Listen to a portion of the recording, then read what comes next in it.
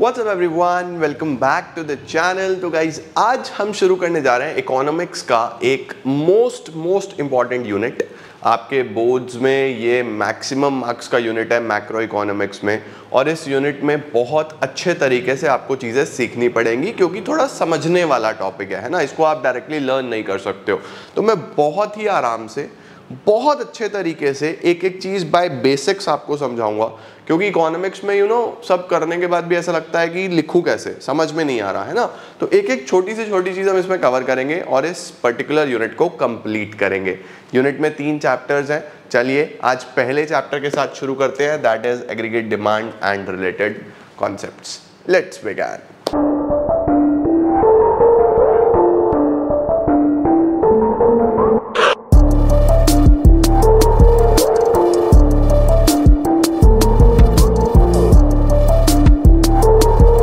तो शुरू करते हैं हम लोग इस चैप्टर के नाम के साथ। देखो यार, चैप्टर का नाम क्या है? Aggregate demand and related concepts.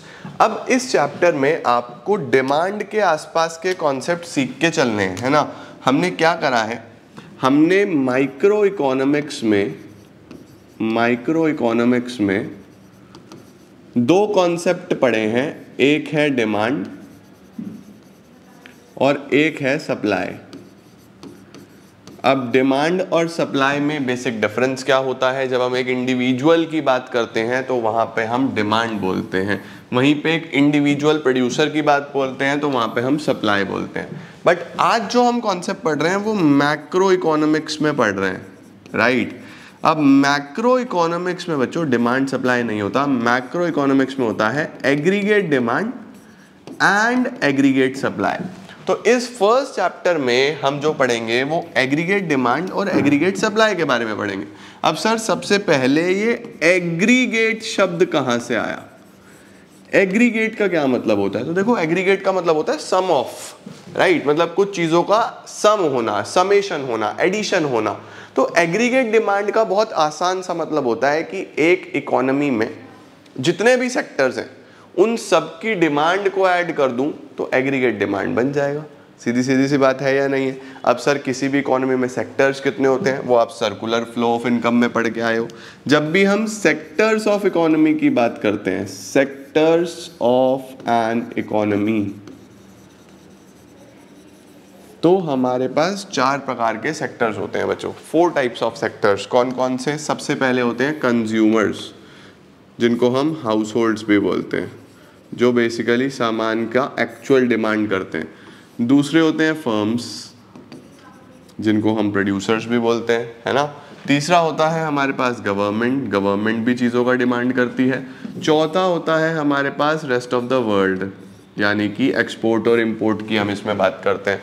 तो जब भी हम इन चारों ही सेक्टर्स की, हाउस होल्ड का demand on various goods and services, firms का demand on capital goods, firms भी तो डिमांड करती हैं मशीनों का, प्रिंटर का, मल्टीपल चीज़ें, मशीनें चाहिए फर्म्स को, है ना। गवर्नमेंट भी डिमांड करती है, कंजम्पशन गुड्स भी और कैपिटल गुड्स भी, सरकार भी दोनों तरीके की डिमांड करती है। और रेस्ट ऑफ द वर्ल्ड में हम बात करते हैं एक्सपोर्ट और इम्पोर्ट की। तो जब भी हम इन चारों की डिमांड को ऐड कर देंगे तो बेसिकली क्या निकल आएगा? एग्रीगेट डिमांड निकल आएगा। सिंपल। जब भी इकोनॉमी में सभी सेक्टर की डिमांड को जोड़ दिया जाएगा, that is aggregate demand. Very simple. अब सर इस डिमांड को क्या मैं ये भी बोल सकता हूँ कि भाई हाउस होल्ड अगर डिमांड कर रहा है तो हाउस होल्ड खर्चा करेगा, फर्म अगर डिमांड कर रही है तो फर्म भी खर्चा करेगी, गवर्नमेंट डिमांड कर रही है तो गवर्नमेंट भी खर्चा करेगी, बाहर से डिमांड आ रही है तो फॉरेन से भी खर्चा होगा, है ना।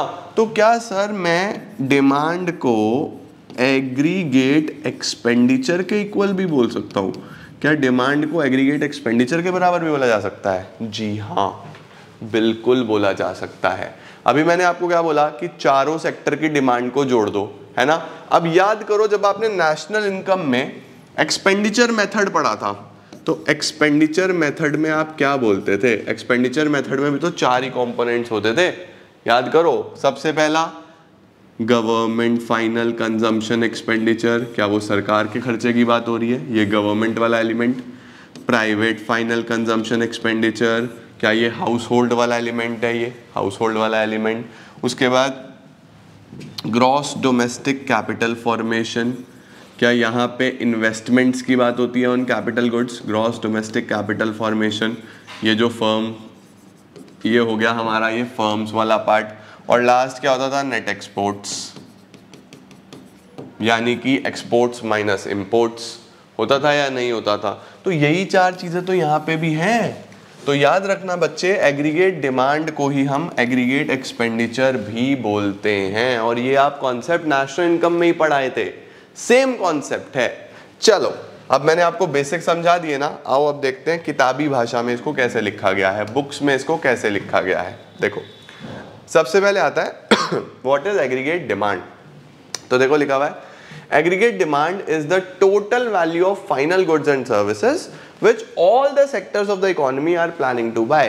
सभी sectors of the economy कितने final goods और services खरीदना चाह रहे हैं, उन्हीं को हम aggregate demand बोलते हैं, है ना। Alternatively AD is the aggregate expenditure। देखो AD क्या होता है, expenditure है यार, सबने जो खर्चा करा वही तो डिमांड किया ना। Aggregate expenditure that different sectors of the economy are willing to incur। It means AD and aggregate expenditure means the same। AD और aggregate expenditure same ही हैं। AD एक कौन सा कॉन्सेप्ट है याद रखेंगे, AD is a flow concept। flow concept क्यों है, क्योंकि ये over a period of time देखा जाता है, एक पर्टिकुलर पॉइंट ऑफ टाइम पे नहीं देखा जाता, ठीक है। ये एक साल का होता है, देखो लिखा था ना, during a period of 1 accounting year. सही हो गया जी, परफेक्ट हो गया जी, this is done sir. Next आता है बच्चों अब कंपोनेंट्स ऑफ एडी। एडी के क्या क्या कंपोनेंट्स होंगे, तो कंपोनेंट्स में क्या क्या आ जाता है हमारे पास। सबसे पहले मैंने आपको बताया प्राइवेट सेक्टर, तो प्राइवेट सेक्टर की डिमांड को हम क्या बोलते हैं, private consumption expenditure denoted by C. उसके बाद हमारे पास आती है फर्म्स। फर्म्स ने जो कैपिटल गुड्स पे डिमांड करी है उसको क्या बोला जाता है, इन्वेस्टमेंट एक्सपेंडिचर डिनोटेड बाय आई। तीसरी सरकार, सरकार का जितना भी डिमांड है उसको हम बोलते हैं government expenditure denoted by G. The fourth is net exports, जिसको हम डिनोट करते हैं एक्सपोर्ट्स माइनस इंपोर्ट्स। ये होता है हमारे पास foreign sector X minus M. तो जब हम एडी की बात करेंगे तो उसमें चार कंपोनेंट आएंगे बच्चे, सी plus I plus G plus X minus M, ठीक है। ये आप एग्जाम में चार्ट भी बना के आ सकते हो, ले लिया स्क्रीनशॉट। चलो अब चारों को जरा एक बार ध्यान से पढ़ते हैं। सबसे पहले प्राइवेट कंजम्पशन एक्सपेंडिचर क्या है। Private consumption expenditure total expenditure incurred by house holds मतलब हम लोग consumers on the purchase of goods and services during an accounting year. Consumption expenditure is directly influenced by level of disposable income. Very important, ये fill in the blanks में भी आ सकता है कि consumption आपका डायरेक्टली इन्फ्लुएंस होता है किस चीज से, आपकी डिस्पोजेबल इनकम से। भाई जितना पैसा तुम्हारे पास होगा उतनी ज्यादा तुम डिमांड करोगे, जितना कम पैसा तुम्हारे पास होगा उतनी ही कम तुम डिमांड करोगे। तो क्या खर्चा जो है बेसिकली इनकम के साथ डायरेक्टली प्रोपोर्शन है। इनकम ज्यादा तो खर्चा भी ज्यादा, इनकम कम तो खर्चा भी कम, सीधी सी बात है। तो डायरेक्टली रिलेशन होता है इसका डिस्पोजेबल इनकम के साथ। जितना ज्यादा डिस्पोजेबल इनकम उतना ज्यादा कंजम्पशन एक्सपेंडिचर, ठीक है। अब डिस्पोजेबल इनकम क्या होता है, जितनी भी आपकी इनकम है फ्रॉम ऑल द सोर्सेस जो आपके पास खर्चा करने के लिए अवेलेबल है ना, which is available to household for spending. बहुत सारी इनकम का तो आप टैक्स भी दे देते हो, वो खर्चा करने के लिए तो अवेलेबल नहीं है।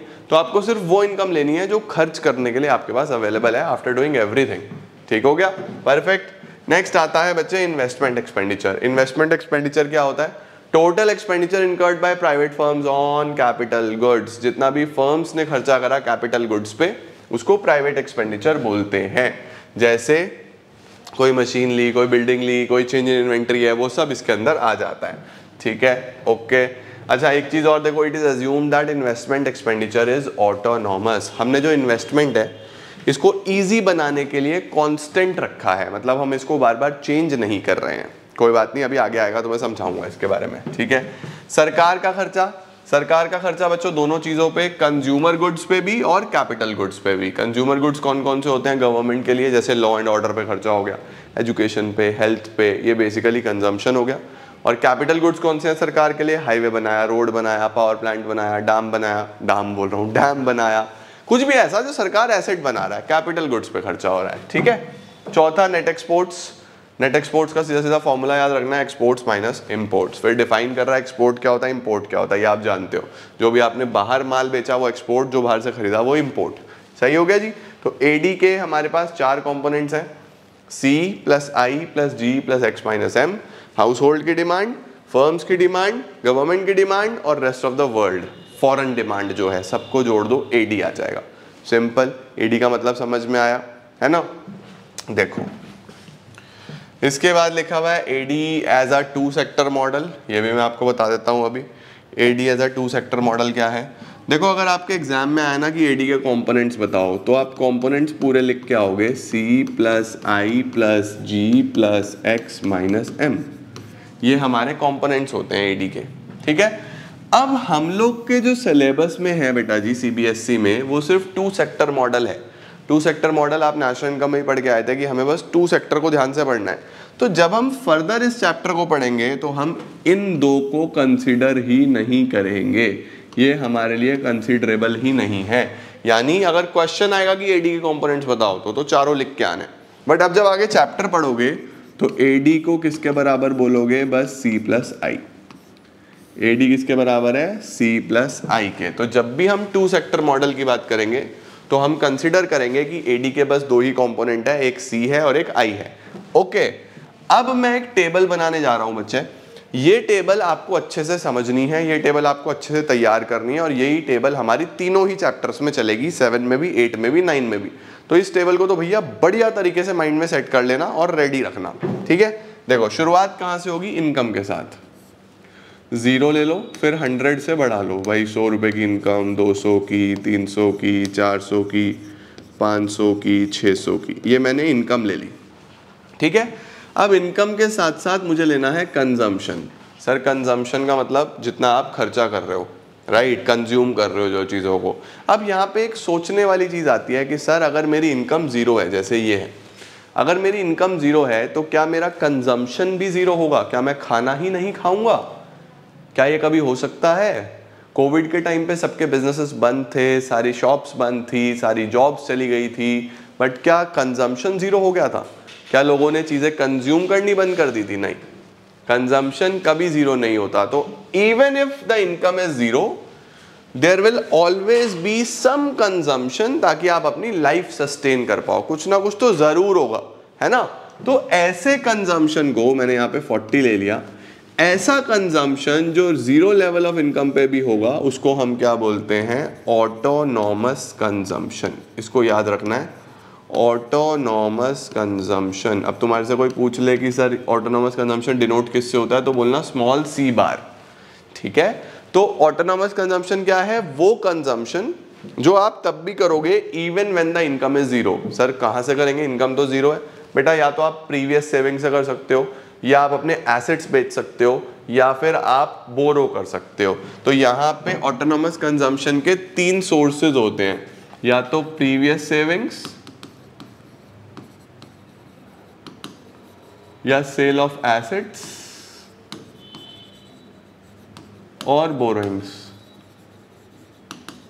तो यहां से आप ऑटोनॉमस कंजम्पशन का काम कर सकते हो, ठीक है। तो 0 लेवल ऑफ इनकम पे भी जो मिनिमम कंजम्पशन है उसको ऑटोनॉमस कंजम्पशन बोलते हैं, सही है। अब इनकम बढ़ रहा है तो कंजम्पशन बढ़ेगा ऑब्वियसली, जैसे जैसे इनकम बढ़ता है इंसान का कंजम्पशन बढ़ता है। तो अब आपको जो कंजम्पशन बढ़ाना है इसको सिंप्लीफाइड रखने के लिए 80-80 से मैं बढ़ाऊंगा, ठीक है। तो 80-80 से कैसे बढ़ाओगे, 40 + 80 120, फिर 200, फिर 280, फिर 360, 440, 520। मैंने चीज़ें आसान रखने के लिए 80 के गैप से कंजम्पशन को बढ़ा दिया है, इनकम के साथ कंजम्पशन, ठीक है। अब एडी कैसे निकलता है, C प्लस आई, तो मुझे इन्वेस्टमेंट भी चाहिए, है ना।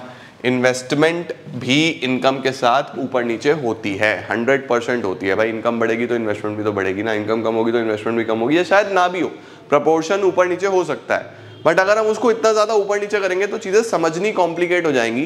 तो बच्चों को ईजी बनाने के लिए हमारे सिलेबस में इन्वेस्टमेंट को ऑटोनॉमस रखा गया है। ऑटोनॉमस मतलब फिक्स्ड, यानी ये जो इन्वेस्टमेंट है इसका नेचर भी ऑटोनॉमस एज्यूम किया गया है, होता नहीं है, एज्यूम किया गया है, याद रखना, ठीक है। तो फिक्स्ड रखनी है तो बस 20-20 ले लो हर लेवल पे। Eight every level my investment is 20। सही हो गया बच्चे। अब AD कैसे कैलकुलेट होगा, AD is equal to C plus I, तो दोनों को ऐड कर दो। AD is equal to C plus I, 40 + 20 60, 140, 220, 300, 380, 460, 540, ये आपका AD आ गया। AD is equal to C plus I. तो ये टेबल जो है ये आपको बहुत ध्यान से समझनी है, करनी है, और ये तीनों ही चैप्टर्स में आपके यही टेबल चलेगी, तो इसको अच्छे से अपने माइंड में सेट कर लो। तो ये तो बच्चे हमारी टेबल हो गई, परफेक्ट है। AD is equal to C plus I, हमारी टेबल हो गई तैयार, राइट। अब हमें क्या करना है, अब हमें इस पर्टिकुलर टेबल से एक कर्व बना देना है AD का, ठीक है। चलो कर्व बनाने की कोशिश करते हैं, आ जाओ।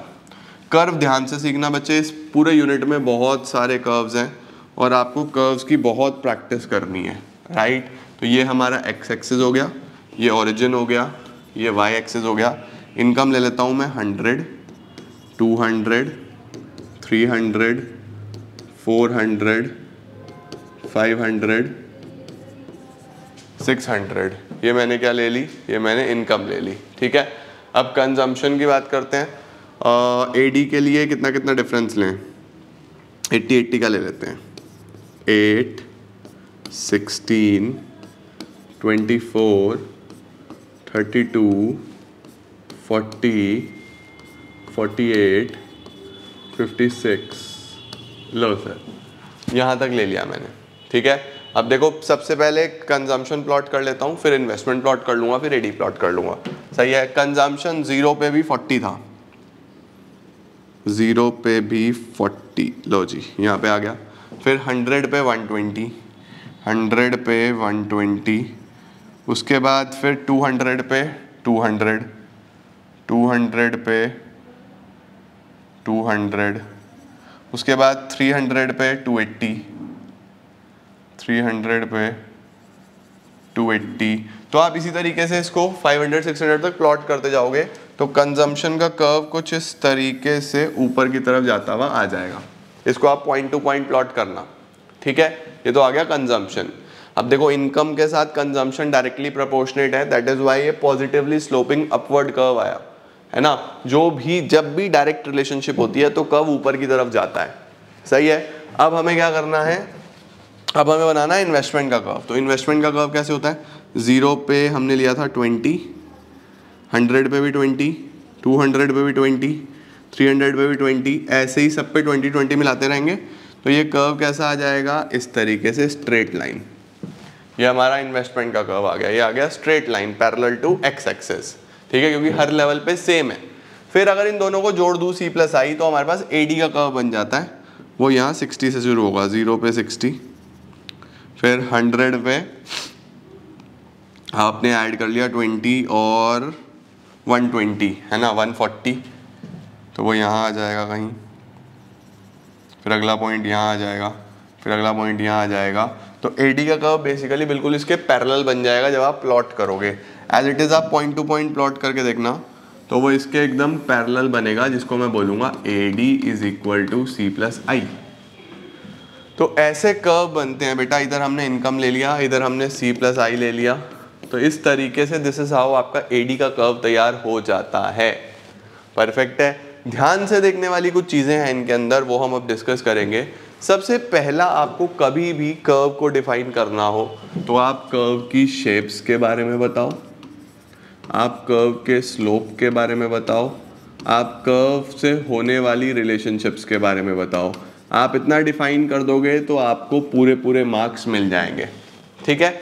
जैसे कि सबसे पहले मैं शेप की बात करूं तो इन्वेस्टमेंट की शेप कैसी है, horizontal straight line parallel to x axis. Nature ऐसा क्यों, because it remains constant at every level of output. Income कितना भी ऊपर नीचे होता रहा है, ये 20 है, हाँ या ना, ठीक है। इन दोनों की शेप्स कैसी हैं, ऊपर जा रहे हैं, positively sloped straight line curves.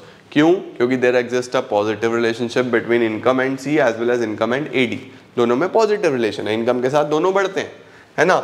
Slope upward sloping, straight line, horizontal straight line. Relationship की अगर हम बात करें तो हम बोल सकते हैं कि ये दोनों हमेशा पैरेलल रहते हैं। पैरेलल क्यों रहते हैं, क्योंकि AD और C के बीच में I है जो हमेशा कांस्टेंट रहता है। उसके बाद हम बोल सकते हैं कि I भी 0 से नहीं शुरू होता क्योंकि हमने ऑटोनॉमस रखा है, C भी 0 से शुरू नहीं होता क्योंकि ऑटोनॉमस कंजम्पशन है, AD ऊपर से आता है क्योंकि there is always some consumption जो होगा ही होगा, इस वजह से AD भी ऊपर से ही आएगा। देखो इनके बारे में कुछ पॉइंटर्स लिखे हुए हैं बच्चे, देखो ये वही टेबल हो गई, राइट, जो मैंने आपको बनवाई, और ये कर्व आ गया एडी का। ओके, इसका स्क्रीनशॉट ले लो अगर आपको लेना है तो। इसके बाद बच्चे इनकी एक्सप्लेनेशन देखो बड़े ध्यान से। AD is equal to C+I। AD is assume to be a function of only consumption and investment. Two sector model पढ़ रहे हैं तो AD किसके बराबर लिया? C+I। एक्चुअल में क्या होता है? C+I + G + X - M। Alright, positive consumption even when income level is 0। आपको बोल रहा है कि अगर इनकम 0 भी होगा तब भी कुछ ना कुछ कंजम्पशन होगा, जिसको हम क्या बोलते हैं? Autonomous consumption. राइट, उसके बाद slope of consumption curve. Consumption curve का स्लोप कैसा है? स्लोप अपवर्ड, ऊपर की तरफ, क्योंकि consumption increase with increase in income. जैसे जैसे इनकम बढ़ती है, जैसे जैसे इनकम बढ़ रही है, कंजम्पशन भी बढ़ रहा है, तो पॉजिटिव स्लोप है, ऊपर की तरफ जाएगा। Slope of autonomous investment curve, horizontal straight line parallel to X axis, क्योंकि इट रिमेन्स कांस्टेंट, वो हर जगह कांस्टेंट रहता है। Starting point of AD curve 0 से स्टार्ट नहीं होगा, क्योंकि there is always some autonomous consumption and autonomous investment. ऊपर से शुरू होता है, क्योंकि ऑटोनॉमस यानी कि फिक्स्ड कंजम्पशन भी है और फिक्स्ड इन्वेस्टमेंट भी है। स्लोप ऑफ AD कर्व हो गया, ऊपर की तरफ चलेगा। Starting point of AD curve ऊपर से शुरू होगा, सीधी सी बात है, सेम ही हो गया ये, है ना, ये बिल्कुल सेम पॉइंट्स आ गए। यहाँ पे हम स्टार्टिंग पॉइंट ऑफ कंजम्पशन बता सकते हैं कि स्टार्टिंग पॉइंट ऑफ कंजम्पशन भी 0 से नहीं होता, ऊपर से ही होता है। सही है जी। तो this was all about AD guys. Chapter का नाम ही ये था, देखो, AD एंड रिलेटेड कंपोनेंट्स, है ना। तो हमें सबसे पहले AD के बारे में सीखना बहुत बहुत बहुत ज़रूरी था। आई होप आप लोगों को AD के बारे में सारी की सारी चीज़ें समझ में आई होंगी। आपने सारे नोट्स बनाए होंगे, टेबल्स बनाए होंगे, कर्व्स बनाए होंगे मेरे साथ साथ। मैं इसी तरीके से आपको पूरा चैप्टर अच्छे तरीके से समझा दूंगा, बस मेरे साथ साथ नोट्स बनाते रहना, समझते चलना और चीज़ों को कंप्लीट करते चलना। मिलते हैं नेक्स्ट वीडियो में, जिसमें हम AS के बारे में सीखेंगे और कंजम्पशन फंक्शन के बारे में सीखेंगे। Next video is going to be very interesting. कल पढ़ेंगे, चीज़ें बेहतर बनाएंगे। Thank you so much everyone.